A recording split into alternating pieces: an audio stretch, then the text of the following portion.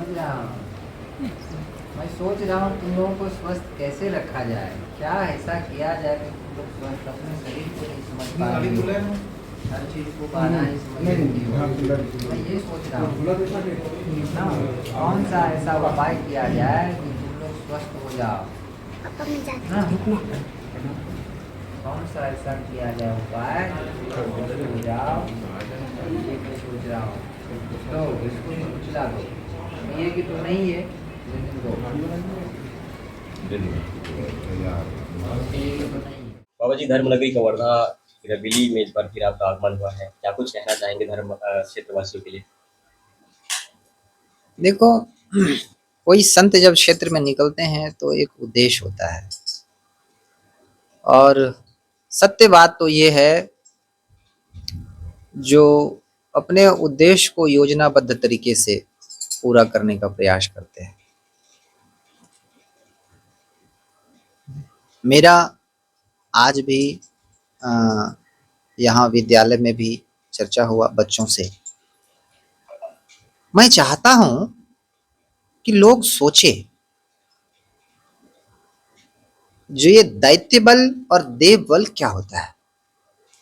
मैं चाहता हूँ लोग सोचे कि ऐसा क्या हो जो किसी से किसी को वैर न रहे।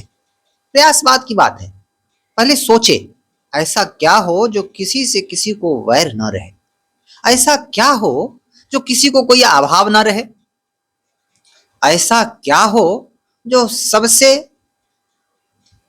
प्रेम हो, सबको एक दूसरे को मिलने की ललक हो, मिलने की लालसा हो, और जब मिले तो बड़ा हृदय द्रवीभूत हो जाए। मैं चाहता हूं कि लोग सोचे कि ऐसा क्या हो जो एक अद्भुत राष्ट्र का निर्माण हो, अद्भुत शांति प्रिय और शांति राष्ट्र का निर्माण हो, जहां सबसे सबको भाईचारा हो, सबसे सबको प्रेम हो, कोई द्वेष नहीं हो, कोई ईर्ष्या नहीं हो। सिर्फ सोचने बोल रहा हूं मैं उत्तर इसका बाद में दूंगा। मैं सिर्फ सोचने बोल रहा हूं। मैं चाहता हूं कि कुछ लोग हमको बोलें, उत्तर दें कि ऐसा क्या हो सकता है, ऐसा क्या किया जा सकता है। पिछली बार जब आपका आगमन हुआ तो रबीली में यज्ञ हुआ का आयोजन किया गया, जिससे पूरे क्षेत्रवासी नहीं आसपास के जिले के लोग भी लाभान्वित हुए। इस बार भी क्या कोई ऐसा आयोजन होने वाला हाँ, हाँ, आयोजन तय हुआ है। एक स्थल है, क्या नाम है बेटा? हाँ? बेदा कापा। बेदा कापा में निश्चय हुआ। वैसे यज्ञ की चर्चा अपने राम पहले नहीं करते, जब बैठते हैं साधना के हिसाब से, वहाँ कैसी कैसी सत्ताएं हैं ये सब देखते हैं, क्या क्या बाधाएं पहुंचा सकती है ये देखते हैं, गणेश जी का आदेश होता है कि नहीं होता, उसके बाद तय करते हैं। लगभग 5 दिन के बाद, 5 रात्रि निवास करने के बाद। लेकिन अब चर्चा चली है और योजना पहले से है ही, तो उसी जगह यज्ञ का आयोजन होगा। और एकादश कुंडिया, 11 कुंडिया श्री गणेश महायज्ञ का होगा आयोजन। है? स्वामी जी, हम देखते हैं अधिकतर पे जैसे यज्ञ का आयोजन होता है या कोई भी धार्मिक आयोजन होता है, उसमें आसपास के लोग और लोग जो है हिस्सा लेते हैं उसमें, धार्मिक आयोजन में। लेकिन जब यज्ञ समाप्त हो जाता है तो उसके बाद उसका जो असर है वो कहीं न कहीं बदलाव के में नहीं दिखाई देता है, यानी कि फिर से वही नशाखोरी, व्यभिचार, ये हाँ, लोग देखो, दिखाई देते हैं। इसको जो है क्षणिक वैराग्य बोलते हैं। क्षणिक वैराग्य बोलते हैं। अगर हम स्मशान में जाते हैं तो सबके मन में, अब तो वो भी नहीं होता, अब तो औपचारिक स्मशान भी हो गया, नहीं तो स्मशान में अक्सर मन में ये होता है कि ये संसार बेकार है, एक दिन सबको जाना है। तो जिस क्षेत्र में मैं रहता हूँ, तो वहाँ जब नशा के विषय में लोग समझते हैं, नशा के विषय में लोग सुनते हैं, नशा के दोष को देखते हैं, नशा से कितने नुकसान होते हैं ये सब जब समझते हैं, तो वो विमुख होते हैं, नशा से विमुख होते हैं। उनके अंदर भाईचारा उत्पन्न होता है, भक्ति भाव उत्पन्न, लेकिन जाने के बाद में कोई जगाने वाला बचता नहीं है। उस दिया को, उस ऊर्जा रूपी दिया को कोई थोड़ा सा हाथ लगाए, कोई जगाए, थोड़ा घी डाले, कोई कोई उस बत्ती को सरकाए, ये कोई रहता नहीं है। इसीलिए कारण है यहाँ एक संत में और एक आम जन में, छोटा शिशु बच्चे का और पिता का संबंध होता है। संत का काम होता है कि सबको संयोजन करना, जगाना, समेटना, बटोरना, सुरक्षित करना। और वो जगाने वाला जो कोई नहीं बचता है, इसीलिए फिर से उसी दिशा में वो चले जाते हैं। आज हम घर घर में देखते हैं कि घरों में लोग जो है रोग व्याधि से पीड़ित है, कहीं न कहीं किसी न किसी कारण से, किसी समस्या से। तो घरों में क्या उन्हें उपाय करना चाहिए, इसके लिए कोई उपाय बताइए? देखो बेटा, अभी तुमने सुना होगा कि मैंने ऐसे ही कुछ जवाब दिया था कि मैं सोच रहा हूं, मैं सोचता हूं सभी सुखी हो जाए, लेकिन ऐसा परिवेश हो गया है, ऐसा समय हो गया है, लोग इतने अज्ञानी हैं और जगाने वाले इनको कोई नहीं है। आलस भर गया है। सबसे पहले इनके आलस को हटाना पड़ेगा। इनका जो आलस है इनको सुखी नहीं होने दे रहा है। क्या करना चाहिए? अब आलस कहाँ काम कर रहा है? देखो, एक तो समय बदल गया है, बिना खाद का कोई चीज नहीं है। किसी खेत में अगर रासायनिक खाद दिए जा रहे हैं तो उसका असर हमारे शरीर पे होता है। दूध जैसे शुद्ध चीज, दूध जो हम पीते हैं हमारे लिए नुकसानदेह हो जाता है। अब तो डॉक्टर भी बोलने लगा है कि दूध मत पियो। कोई बच्चे को, कोई अगर छोटा बच्चा शिशु अगर जन्म लिया है तो माता को कहा जाता है, जच्चा को कहा जाता है कि देखो दूध मत पिलाओ, अपना भी दूध मत पिलाओ, गाय का भी दूध मत पिलाओ, भैंस का दूध मत, पाउडर पिलाओ। कारण ये है कि पशु को लोग क्या करते हैं, कैल्शियम पिलाते हैं, पशु आहार खिलाते हैं। पशु आहार में यूरिया डाला जाता है। यूरिया का पहला काम क्या है? गैस फॉर्म करना। जो दूध पियोगे, जो दूध पेट साफ करना चाहिए, रोग मुक्त करना चाहिए, वो उल्टा रोग युक्त कर देता है, गैस बनाता है, नुकसानदेह हो जाता है। तो अब दूध जैसे शुद्ध चीजों में रोग है, रोग का जनक अगर दूध हो जाए तो किस चीज पे भरोसा किया जाए? आलू उपजाते हैं, आलू ऐसा चीज हो गया जो आलू बिना किसी का काम ही नहीं चलने वाला है। चाहे वो फलहारी हो या आहारी हो, चाहे महात्मा हो या गृहस्थ हो, आलू का हर जगह प्रयोग है। और आलू, हैरान होगा जान करके, कभी देखना कि आलू उपजाने के लिए जमीन में क्या डालते हैं? थाइमेट। थाइमेट डालते हैं जमीन में कि थाइमेट अगर एक दाना पेट में गया तो उसको बचने का चांस शायद ही, एक दाना अगर रह गया पता भी नहीं चलेगा कि ये अंदर में थाइमेट है, गला देगा, अतड़ी को गला देगा। और ऐसा थाइमेट हम सीधे थाइमेट नहीं लेते हैं, लेकिन छोटे अंश में गैस के रूप में कहीं ना कहीं थाइमेट हमारे अंदर में जाता है, हमारे अंदर में कहीं ना कहीं जहर जाता है। तो हमें ये सब प्रक्रिया थोड़ी सी बदलनी होगी। हमें आलस मुक्त होकर के थोड़ा थोड़ा अपने लिए थोड़ी सब्जी उपजानी होगी और मनुष्य को पिछले ढांचे पे जाना होगा। अभी के समय में ठीक है, स्वीकृत है ये बात कि जो धान उपजता है, अनाज जो उपज रहा है, तो पहले से ज्यादा उपज रहा है, कोई संदेह नहीं इसमें, ये स्वीकृत। लेकिन अगर किसी को ध्यान हो, वो स्वाद कहाँ है? जो स्वाद था, मुझे नहीं लगता कि सब लोग भूल गए होंगे वो स्वाद को।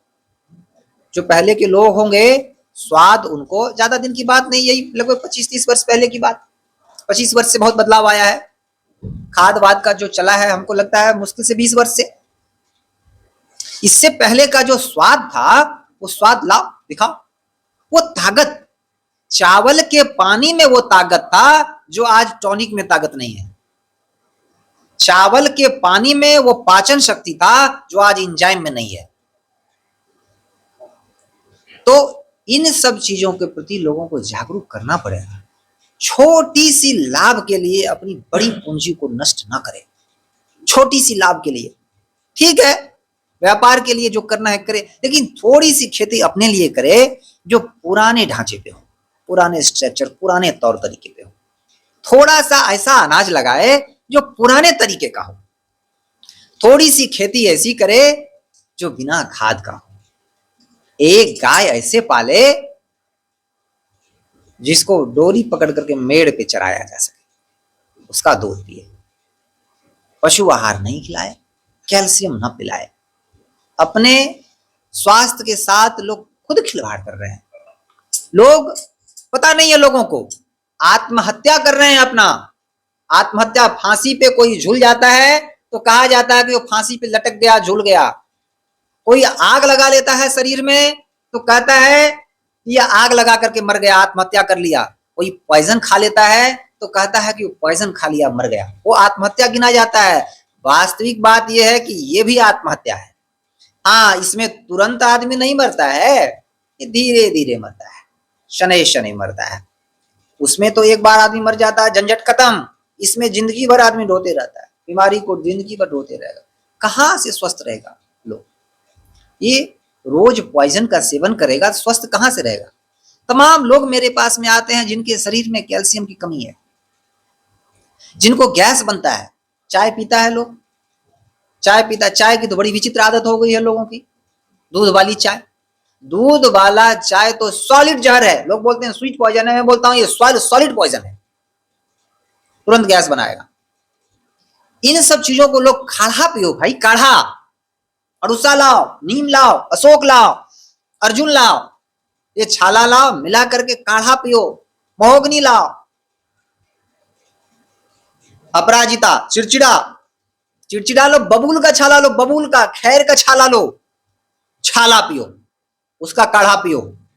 गुड़ छोड़ो, नमकीन बनाना हो, जीरा की छौंक देना हो, साहोड़, साहोड़ उसको क्या बोलते हो? इस क्षेत्र में क्या बोला जाता है? इंग्लिश में उसको कैक्टस बोलते हैं। हाँ, दतवन होता है। ये सब पुरानी पद्धति, लोग दतवन करते थे, औषधि का सेवन करते थे। सुबह सुबह जो दतवन करते थे, सीधे दांत में मसूड़ों के द्वारा अंदर जाता था, रस जाता था, नीम का रस जाता था। ये अब क्या है? ब्रश लिए, ब्रश लिए, अब मारे, ब्रश मारे, हाँ दांत साफ होता है, दांत साफ होता है, लेकिन औषधीय गुण तो अंदर गया नहीं, औषधि तो अंदर गया नहीं। तो लोग कहां से अपने आप को पूरी तरह मौत के दरबार की ओर सब चल पड़े हैं। यमराज के तरफ, यमराज के तरफ नारा लगाते हुए जा रहे हैं लोग। यम के द्वार को ही स्वर्ग मान रहे हैं लोग। कैसे रोका जाए? आश्चर्य की बात है, लेकिन हारूंगा नहीं। इतना जल्दी हारने वाला बाबा जी मैं नहीं हूं, जगा के छोड़ूंगा। एक देश भर में पूरी बहस छिड़ी हुई है योगी जी के बयान के बाद कि उन्होंने बटोगे तो कटोगे करके एक बयान दिया था, उसको लेकर के देश में बहस छिड़ गई है। इस पर आप क्या सोचते हैं, क्या कुछ कहना चाहेंगे? देखो, संगठन तो आवश्यक है, संगठन आवश्यक है, संगठन के बिना कुछ नहीं हो सकता। अगर कहीं सुधार की भी भावना है, अगर सुधारा जा सकता है किसी को, तो बिना संगठन का नहीं सुधारा जा सकता है। संगठन चाहिए, लेकिन माहौल खराब नहीं। अगर हमारे देश में कलाम साहब नहीं होते तो हम आज इतना मजबूत नहीं होते। और एक पे एक प्रमाण है, एक पे एक प्रमाण है। जब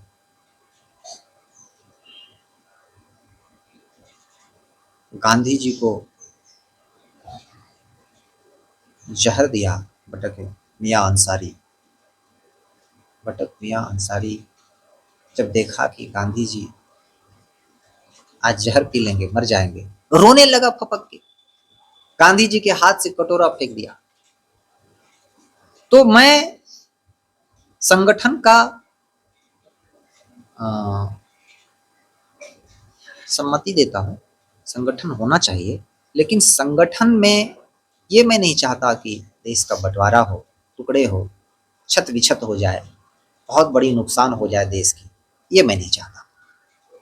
मैं सामंजस्यता चाहता हूँ, सामंजस्यता का पक्ष धरते हैं, जो सिर्फ और सिर्फ देश विकास की तरफ जाए, विनाश की तरफ, पतन की तरफ देश न जाए।